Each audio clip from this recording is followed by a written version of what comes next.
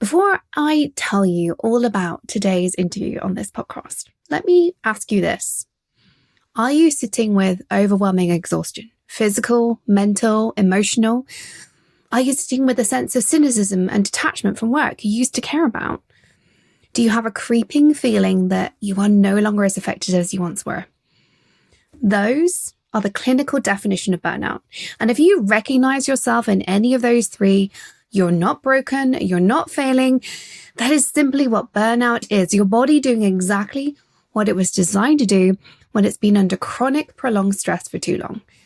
My guest today is Sheetal Ajmani, a physician who practiced pediatrics for over 16 years. You might be wondering, why is she on the podcast? Well, because she experienced burnout multiple times across her career and eventually made the decision to step away from clinical medicine and bring everything she learned, both as a doctor and as a human navigating this, to the women she now coaches and speaks to across industries. And that's why I got her onto this podcast. Because what I love about this conversation is that it doesn't stay in the abstract. We get into what burnout actually is, not the buzzword version, but the clinical definition that she knows, and why understanding it precisely matters for how you respond to it. We talk about something I coined in this conversation that I haven't named before, anticipatory burnout, that specific flavor of exhaustion that comes from knowing a change is coming, but not being able to make it happen yet. And then we get into self-care, not the bubble bath version, not the 2-week vacation that doesn't actually fix anything. The kind of self-care that works, the micro moments, the 1 or 2 minutes, the small consistent habits that Sheetal's clients keep telling her made more difference than anything else they tried.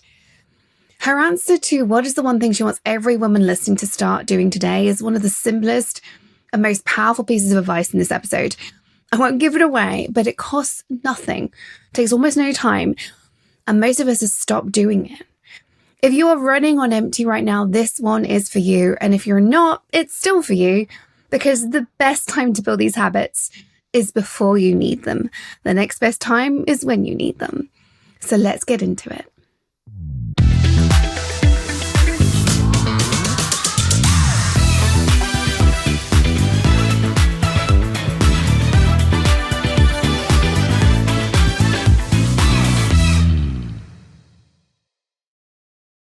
Welcome to the show, Sheetal. Thank you for joining us today. Thank you so much for having me, Toni. It's wonderful being here.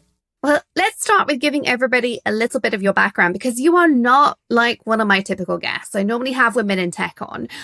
You're a woman who was in medicine. Take us back to your career, the moments in your career that put you on the path to where you are today, and explain to everybody who you are today and why you're on this show. Sure. So I am a physician turned speaker, coach, and consultant. I often get the question of, how did you go from practicing medicine to doing what you do now? And it was a pretty long and winding journey. And like many journeys and life stories and trajectories, messy along the way. And that's part of what brought me to this show to have this conversation with you today and to share with your listeners is some of those messy parts and how that led to what I'm doing now and sort of things that other women can look out for as well. And so I was practicing as a pediatrician for over 16 years. And my very first semester in medical school over 20 years ago, I started practicing yoga. And at that time, it wasn't as popular as it is now. But what that did for me is it planted these seeds of, this is something that I want to dive deeper into because I experienced a sense of calm and peace within myself that I had never experienced before. And so I knew that I wanted to study and become a physician and study Western modalities of healing and well-being. And I also wanted to study Eastern philosophy and Eastern practices of well-being as well. And so what that led me to do is become a certified yoga instructor and Ayurveda lifestyle consultant after I finished my medical training and residency in pediatrics. And I was working as a pediatrician, and I went and completed these other trainings as well. Ayurveda is the ancient medical system of India, which is a very unique framework that looks at the whole person when we look at self-care and well-being. And what I mean by that is, whereas in Western medical sciences, we tend to focus on the physical body, on the physical level, unless you're a psychiatrist and then you're working on that mental, emotional as well. However, with the Eastern medical traditions, they really see that your emotions, your mindset, your relationships, your career, your daily habits, where you live, your sense of faith or spirituality, that all of that impacts your health and well-being. And so I carried this very holistic viewpoint with me while I was practicing medicine, and also in my own personal life. So my trajectory in medicine also led me to experiencing burnout multiple times in my career, the earliest being my first year of practicing medicine. And so this professional and personal exploration that I'd gone on of these Eastern and Western modalities of caring for myself, I had to go on a deep dive into putting those tools to use in my own life as I was navigating burnout. So all of that, diving into that personal and professional exploration, led me to seek ways that I could offer these tools to other people. And ultimately, that led me to the work I'm doing now, where I'm doing speaking, coaching, and consulting. I primarily focus on working with women across all industries, navigating various personal and professional life challenges. Yeah, I mean, one of the things, like, we connected as fellow coaches, and one of the things that really struck me listening to your story as somebody who, you know, I was a techie. I went all the way through to being a tech executive. You were practicing precision, and the number of similarities to our stories around burnout, around the stress, around the lack of support, all the things that you and I now know as coaches are the ladders on the rung to full-on burnout. The fact that you can say you had burnout multiple times, I mean, that should just never happen, in my opinion. But it happens all the time. And I often think, you know, I support women in tech. It's my passion. I truly believe the world needs better technology. What better way to do that than to support the women involved in building that technology? But I often think, talking to technologists, that we think we're in a little bubble. And what really struck me was it was another reminder from another coach. This happens about once a year to me. Tech is not that different when it comes to the human condition. And there are far, far too many industries where burnout is common, is repeated, is not supported, is overlooked, and it's to the detriment. I mean, we need better physicians out there, people. Who of us doesn't want a doctor who has had a good night's sleep, is well rested, is on their game? And yet we treat doctors like we treat tech executives. You're only apparently useful for the number of hours you put in, which is so not true. What's going on there in your mind? I'm searching for an answer here. I don't necessarily believe there's an answer to. Why do we keep doing this in every industry? Why do we keep allowing burnout to be somehow the thing we should be all doing? That's such a good question, and such a big question. And you're right in saying there's likely not a clear-cut solution. It's a multifaceted problem, and so it's going to require a multifaceted approach. And I feel like the work that I'm doing with my clients and speaking is just one part of that approach. I believe that, you see, burnout is, I'll kind of go into a bit of a definition as well for anyone listening right now. Burnout is an individual stress response within a social context. An individual stress response within a social context. What that means is that there are these external factors, most often described in the literature as job-related stress. However, we also know that burnout can occur in contexts of relationships and caregiving. And so there's these external stressors, these external factors at play. And our bodies as humans are really just doing what it's meant to do, to adapt to stress. And some small degree of stress is actually necessary and useful in our lives for growth. It's a physiological response that occurs in our body, stress, when your heart starts to beat faster, your breath becomes shallow.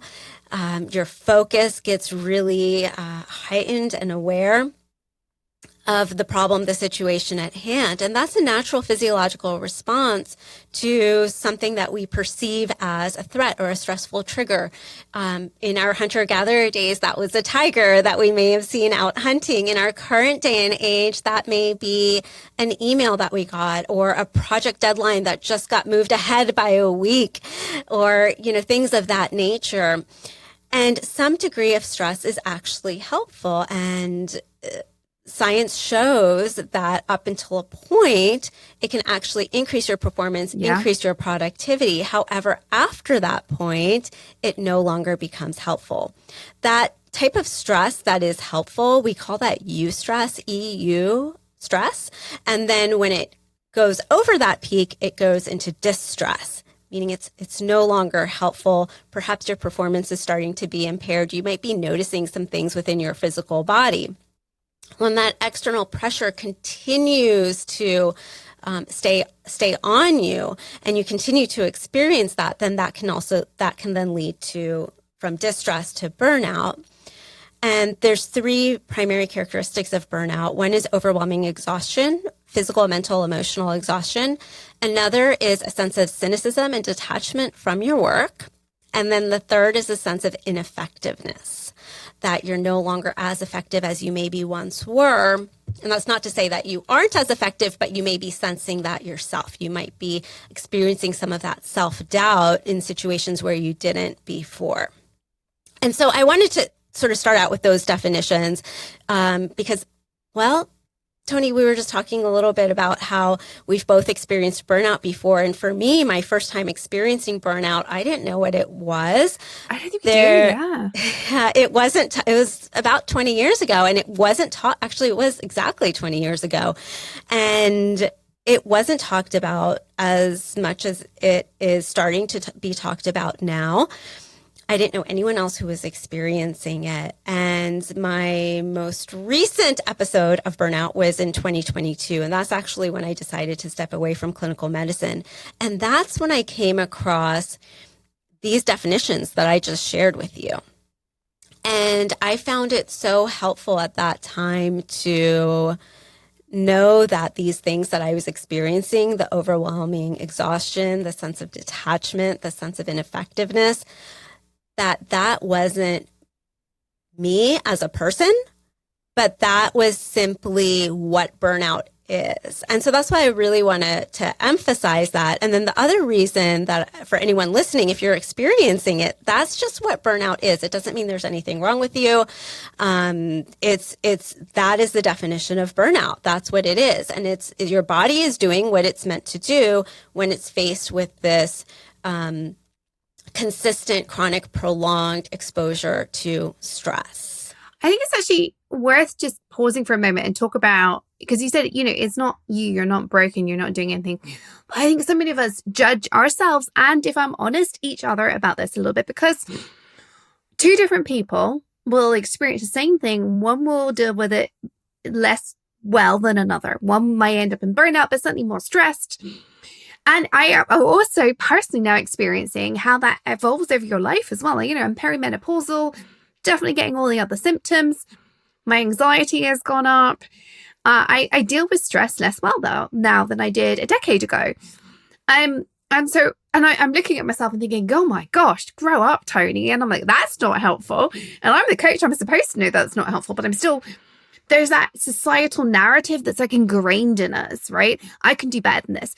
And I think we spend so much time judging ourselves and others why can't I deal with this right now? So have you got any insights into what's going on? I hinted at the hormone piece there with myself, but why can two different people or two different times in our lives affect us so differently?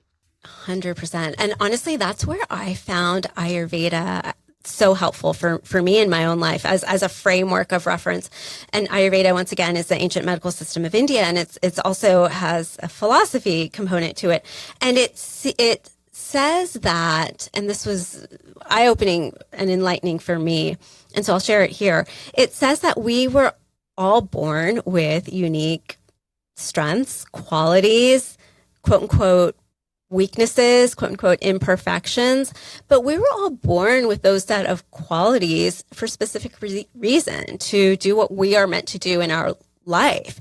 And that looks different for every single one of us. And so what I love about this philosophy and this system is that it embraces, and it has helped me embrace, that we all are completely unique and different, and to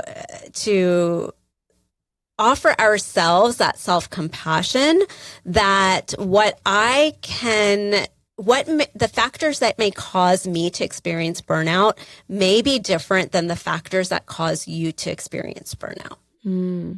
And that may also differ during different seasons of our life and during different phases of our life.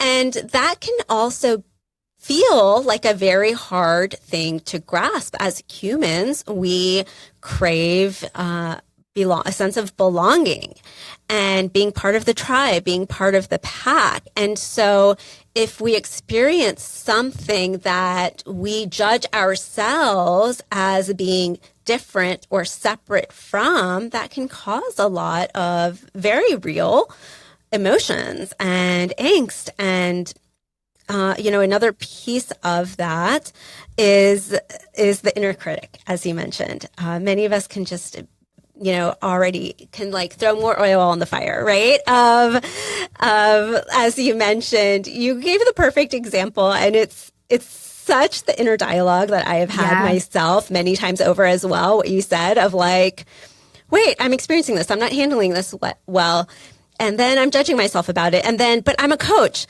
I help other people. I'm not supposed to judge myself. So it's like you're just adding layers and layers and layers. The layers are immense. I mean, I'm supposed to have the whole toolkit, right? And I still fall out of this. I think it's so interesting the way you see, the different ways we experience this, because one of the things I talk to my clients a lot when they're doing a lot of self-judging, and I'm like, I've known people get burnout from being a stay-at-home mom. I've known people having burnout from like working a part-time job, right? The most common place I work with clients in burnout is when they've decided they're going to leave a role, but they're not leaving yet because they're going to stay for a specific reason or job hunting. And the tension that's created by, I know I've emotionally decided I'm done, but I'm not allowed to be done yet. And I've got to walk into these meetings as if I'm not done. Almost inevitably, if they stay for more than 3 months, we approach burnout. And my job as their coach is to hold them through that and prevent it as much as possible. That anticipatory burnout is what I'm like coining that as. I'm getting a better name for it. But the anticipation of a change that I'm not able to announce yet, or that hasn't happened yet, almost always causes burnout. And yet we don't talk about it enough. Just even like anticipating the end of a project. Like, you've done all these months and months and months of work, and you're almost at the finish line. That almost always seems to cause stress. If it goes on for too long, causes burnout. It's like just the approach of the finish line. Why do we do this to us? Are we doing it to ourselves? I don't think we are doing it to ourselves. Why is this all coming up like that? Yeah, that's such an interesting question, and I like that phrase that you coined there of the anticipatory burnout. I can share it. It makes me think of when I made the decision to leave clinical medicine in 2022. For physicians, we have to give a lot longer notice than a lot of other professions. So I contractually had to give 6 months advance notice. That's a long time. Mm-hmm. Before leaving. And so, again, why do we do these to ourselves? I had already reached the point of burnout. Actually well beyond burnout and trauma. There was some degree of trauma there that I was experiencing also through having worked in medicine through the pandemic and all of that. And so I had already reached beyond that point when I decided to give in my notice. And then I had 6 more months, and it was so difficult when you're already at that point, so challenging. And, for anyone listening, if you're at that point, definitely reach out for support. I reached out for support from family, friends, professional support, and as well as my colleagues. A lot of my colleagues pitched in ways that I could have never guessed to support me and to help me in during that time. And so, a couple things. One is, and you didn't directly ask this question, but I'll go ahead and chat on it a little bit of like, why do we even wait that long? Like, why did I wait that long until I was already, well burnt out? And there's so many reasons. There's so many of, like you said, those societal reasons, expectations, spoken or unspoken, and then there's the ones that we place on ourselves. Like you shared an example earlier of like, oh, I should be able to handle this. Oh, my colleagues are able to do this, or oh, it will get better. Maybe it'll just get better. And so and all of that, I believe, has utility. That is your mind processing it. That is your mind trying to make sense of it. And then your other question of like when something is about to end, when you're about approaching that deadline, that sort of anticipatory, I think part of it could also be, one is if you've already reached that level of burnout and you're still having to sort of push through, it's only going to continue to exacerbate until we can kind of release our foot from that gas pedal. But also it's the uncertainty that lies on the other side of it. That can then be, again, another sort of stressful trigger in a different way as well. Mm-hmm. Yeah. So one of the things I want to do is actually shift gears and talk about self-care, because all of this, I love understanding it. And I think you've hit the nail on the head. Like we like to have an explanation, and I could talk about that all day. But ultimately, if we have recognized from the symptoms you've described that, okay, I've got burnout, we need to know what to do. And there's this phrase, self-care. It kind of drives me a little bit nuts. I know that is a phrase that you are passionate about, but it drives me a little bit nuts because I think a lot of people think self-care is having a bubble bath, getting a manicure, and going and buying a handbag. And I'm like, no, that doesn't work. So that's great. Like, why is self-care the antidote to burnout? And what do you actually mean by self-care? Because I know that's a topic you are very passionate about. Yes, absolutely. So first of all, I want to say, again, just kind of reiterate, it is a multifaceted approach. The factors that contribute to burnout, as we've just been talking, is multifaceted. The sort of antidote, I will not sit here and say, as passionate as I am about self-care, I will not sit here and say that that is the one and only antidote to burnout, because it is multifaceted, and because because it is related to these external pressures, sometimes those external things in that external situation need to change, whether that's systemic level things, sociocultural expectations, whether it's you shifting that yourself. Sometimes things in that external environment do actually need to change. And here is where I think that self-care can be so powerful, because when we practice self-care, we are then able to show up as our best selves and to really evaluate what are those situations, what are those things in our external environment that do need to change, and or actually be those leaders and step into those spaces to make those changes, because all of a sudden we're able to show up as our whole selves. And so self-care, as you mentioned, yes, a lot of people, when I give my keynotes about self-care, their initial impressions are, okay, that means that I need to take the bubble baths, schedule massages, go to the hour-long yoga classes, go on vacations, 2 or 3 times a year, whatever it may be. And there's also this perception that it needs to take a lot of time, to do all of those things. Mm-hmm. And while those are all forms of self-care, those are not the only forms of self-care. And I would argue that actually the most impactful forms of self-care are the ones that we do on a regular, consistent basis and that we build into our daily lives. And often those are, when I'm working with my clients, I'm guiding them to make and integrate the smallest changes into their lives, the smallest habits and routines that don't take a lot of time at all. And those are the ones that they find to be the most impactful. And it's about finding the ones that work for us, right? I mean, the most powerful form of self-care I give myself, and I know it's self-care because it's the thing that goes when I'm stressed or when, something in my life is topsy-turvy. I try and keep 5 minutes between all my appointments. I have 50-minute appointments and 25-minute appointments. I should always have 5 minutes. But when I'm stressed, I will find either I don't keep control of my calendar as strongly. Like I will let a client overrun more than I mean, there are times to allow a conversation to overrun, but it shouldn't be all of them, right? And in addition, I will find myself just sitting at my computer frantically doing 5 minutes work. And I'm like, no. The best for self-care for me is to turn away from my screen, do some stretches, do some squats, make a cup of tea. I can do a lot in 5 minutes, but it's the first thing that goes when I'm stressed out. What do you think we should be looking for if we're trying to identify those micro moments of self-care, is what I like to call them, micro moments? How can we figure out what that looks like for us as individuals? Yeah, that's a great question.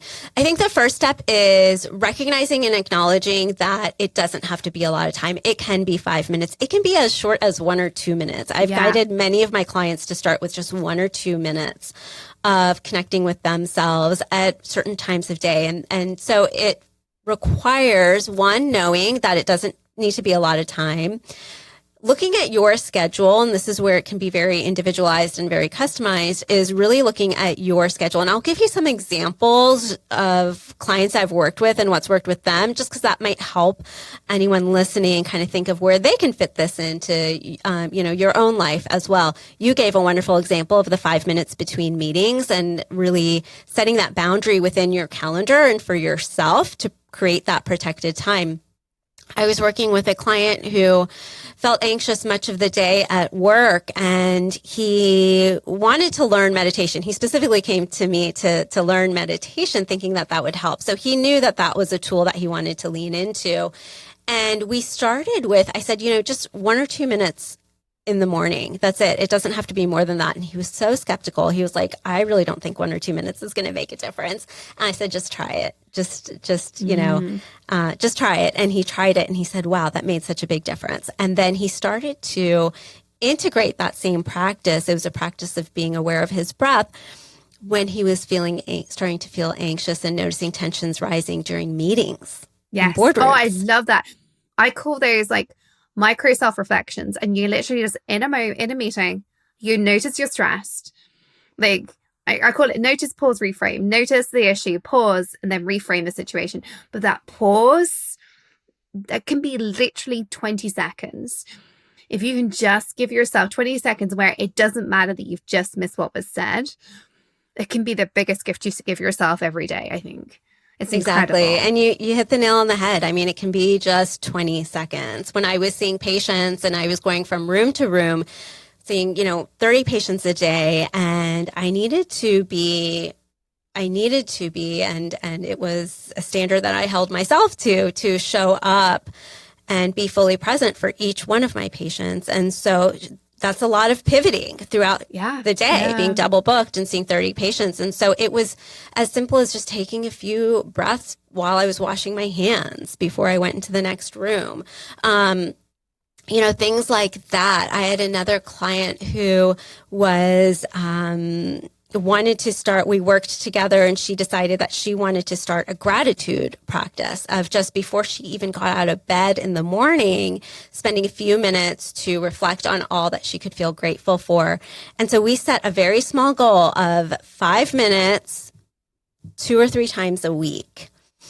She started doing that, and it quickly, over a few weeks period, expanded to 20 minutes every day. But that was just because she loved it so much. And so what happens also is when you start with these small goals, they can stay small in terms of relatively small time commitments, and be very impactful. And also what can happen is you can find that you enjoy it so much that it just naturally starts to expand in your life as well. Yeah. And I love that. I love that so much. Well, if there is a listener, a woman, hopefully, well, there are men listening to this too, but somebody is listening to this right now, nodding her head along the way. She's like, okay, that's me. I don't have boundaries. I am anxious. I'm looking at the next thing and it's causing me stress, or like staying here is causing me stress. What is the one thing you want her to start doing today? Like one thing that we can all start doing to meaningfully take control of our situation. Yes. The one thing I would say is find some way to connect with yourself daily. Whatever that means for you, whatever that looks like for you, whether that means 1 minute of gratitude every morning, whether that means sipping on your morning coffee for a few minutes without looking at your phone, whether that means reading something that inspires you, but finding some way to connect with yourself on a regular basis. Yeah, I have to say that morning cuppa, that that's been one of my grounding things ever since I realized in my early 30s I had an anxiety problem. Just holding into my cup of coffee, breathing it in, concentrating on that coffee rather than all the noise in my brain, the things going on. I could be staying in a hotel, walking to a conference, and I just take that moment to breathe in the coffee. For me, that has been so grounding whenever I feel like my stress is getting out of control, things are slipping. And I think all of us can find something like that. For me, coffee is like, it's like a need. And so I just love the smell and taste of coffee anyway. So that really works. But I think finding that thing that really just is you is so, so important. So I'm so glad you shared that with us. The 1 minute of gratitude, I love that idea as well. And something that inspires you. I think the one caveat I'd give to that is don't make it really, really, really work related. Have something inspirational that's not like also just directly parallel to your stress source or whatever your stress is. If it's your kids, don't make it about being the best parent in the world. Have something inspiring that's unrelated to your stress, right? Exactly. I was delivering a keynote not too long ago, and one of the reflections from one of the attendees for him specifically was like his big takeaway from it was that he always thought that self-care meant self-improvement, meaning that he has to actively do things like you just said, of like reading something that is specifically going to make him a better business leader, that is specifically about, strategy or how he's showing up or that sort of thing. So he equated self-care with self-improvement in that way.